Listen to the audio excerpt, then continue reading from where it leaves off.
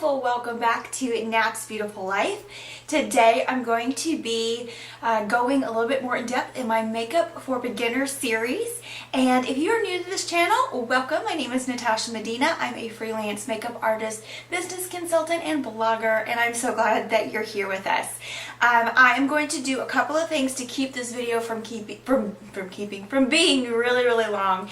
So I did a video with a full face makeup for beginners called Everyday Makeup for the Everyday Human. I'm going to link that down below. I am also going to link all of the products that I had suggested for everyone for specific skin types, because it does matter if you're oily or you're dry, combination oily, things like that. You want to use the right products. So I have affordable products that are suggested that I will link down below for you. Also, I'm going to make this very basic and very more about technique than actual products, because I do have all those products listed down below. But what I'm going to do is there are a couple of videos that I have found that do sit down and explain to you in depth different products and what they're for and how they're used.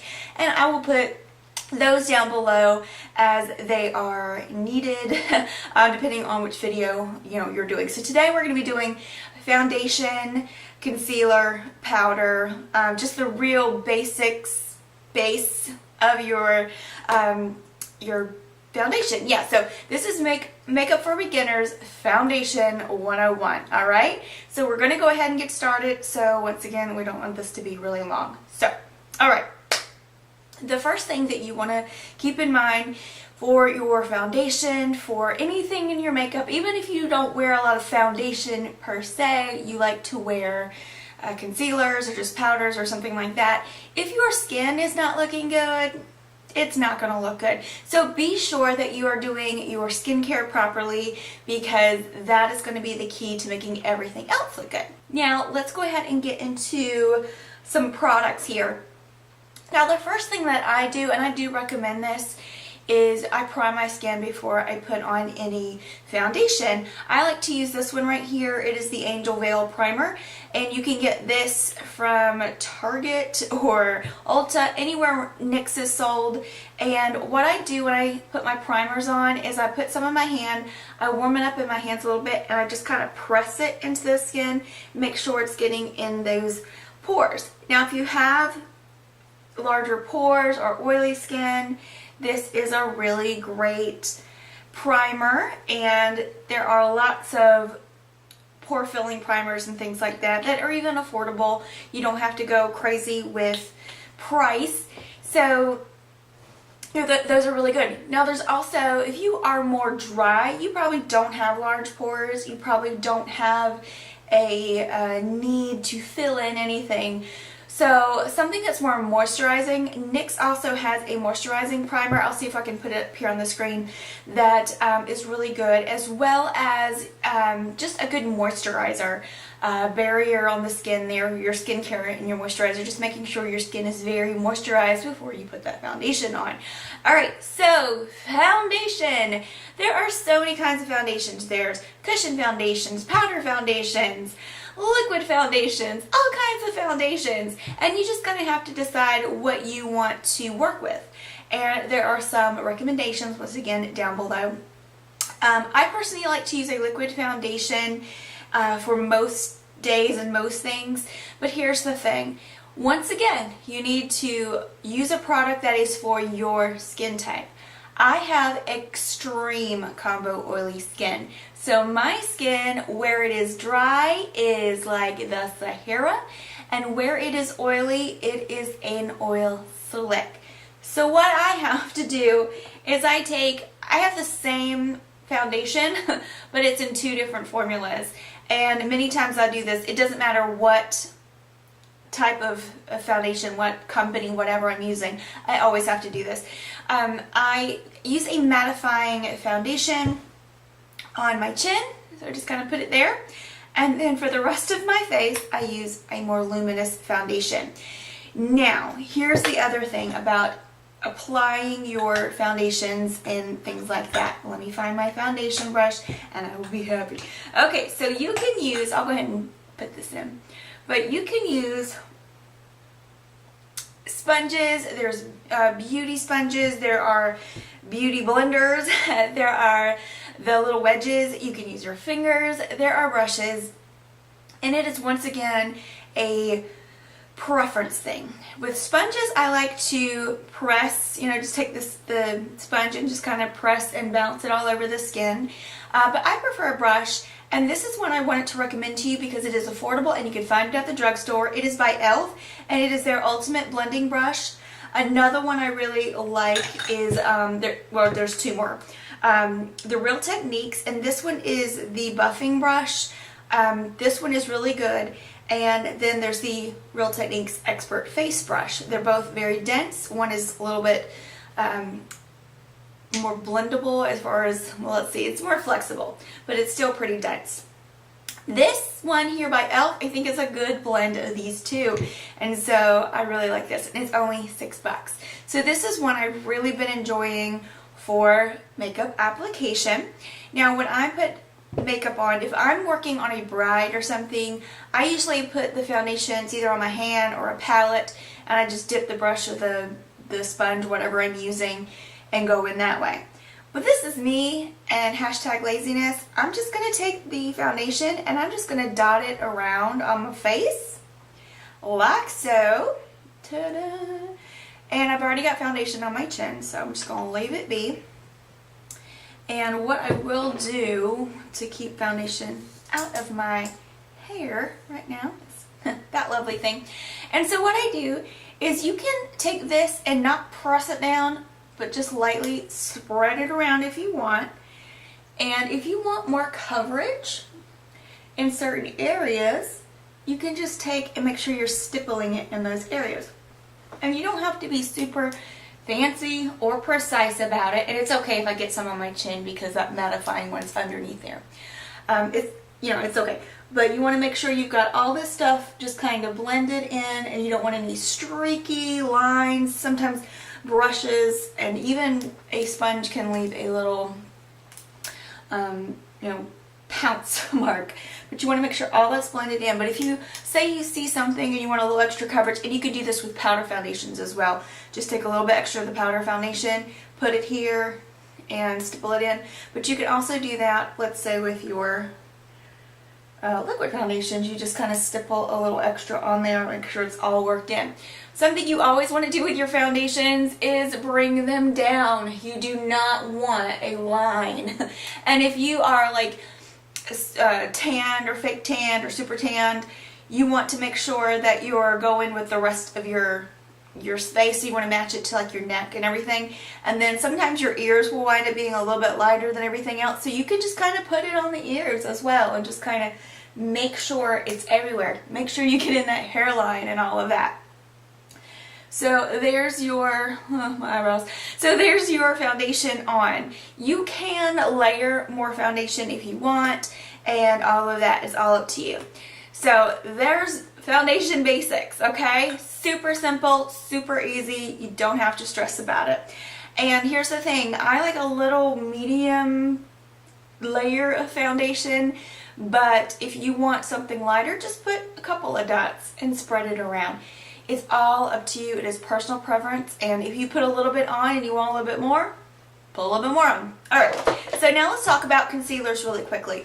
Concealers can be used in several different ways, but the most common way for many years that concealers have been used is to cover things. So to cover, what am I thinking about here? So to cover, like I have some sunspots here, or if you want to cover, if you have blemishes, alright, or a lot of times people nowadays use it to highlight, so they'll use a lighter color concealer in this area, just kind of to brighten the area, or for extra coverage, or both. So concealers can be used for a lot of different things, and there are different kinds of concealers.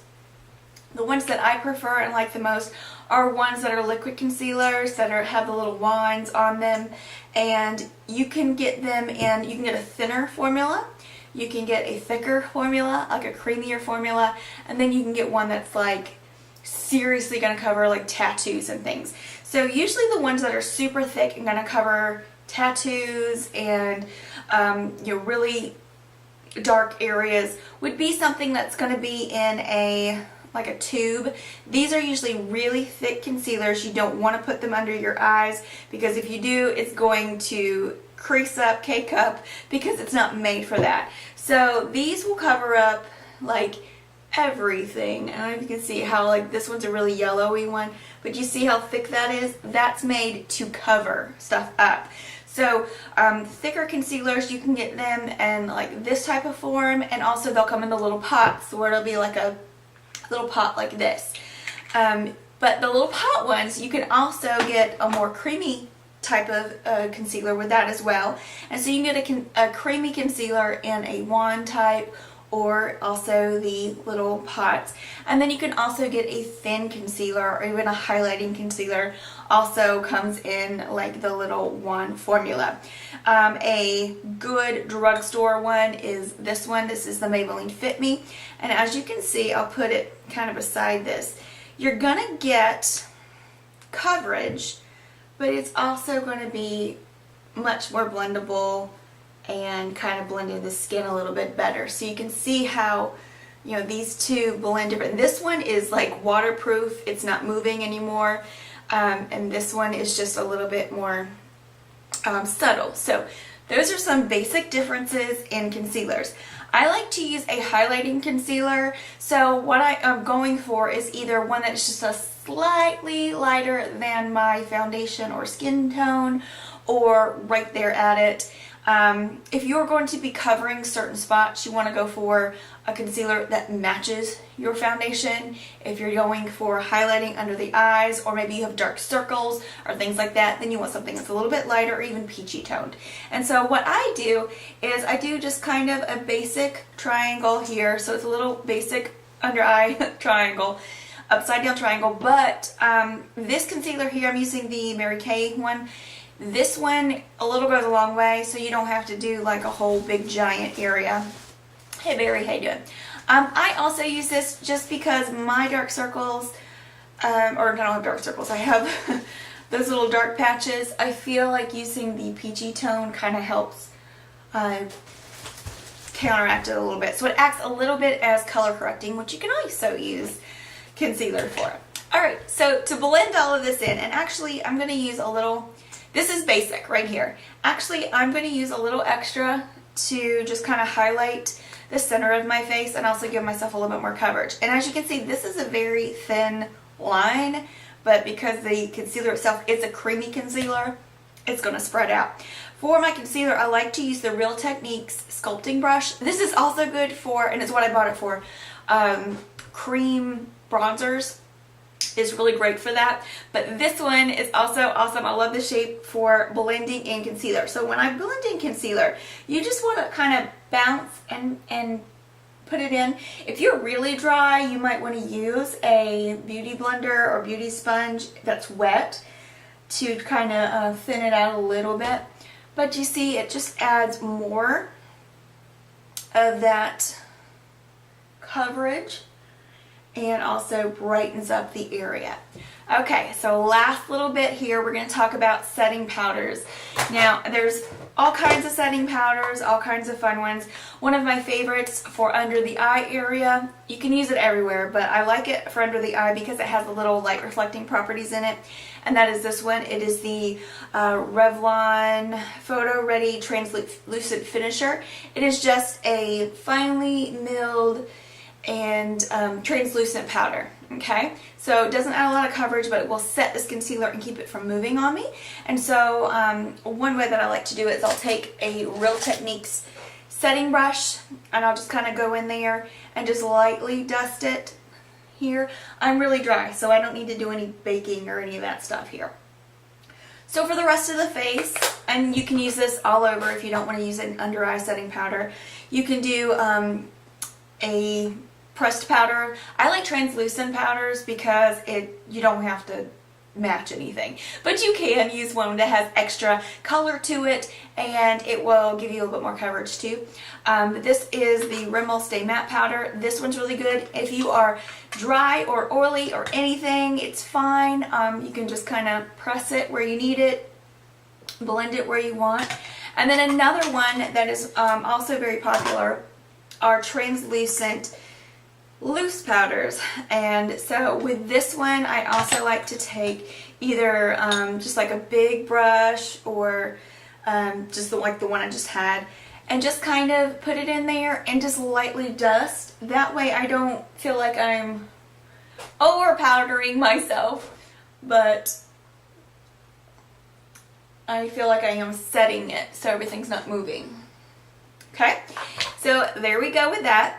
And that is your basic kind of face there. And so after I would get done with my bronzing, contouring, all of that, I would do a finishing spray. So one that I like is the NYX Dewy Finishing Spray, which I'll show you how I use that. But that would help melt any of the extra powders that are on the skin. It'll help melt them down and kind of help them sink into your skin. So that is it for this video. I will link a bunch of stuff down below. If you have any questions or you have any specific things that you would like me to go over as far as makeup for beginners, I am happy to do that. Leave that in the comments below. All right. Yeah, we're done. I will see you in my next video where we will be highlighting and contouring. So, have a great day, gorgeous.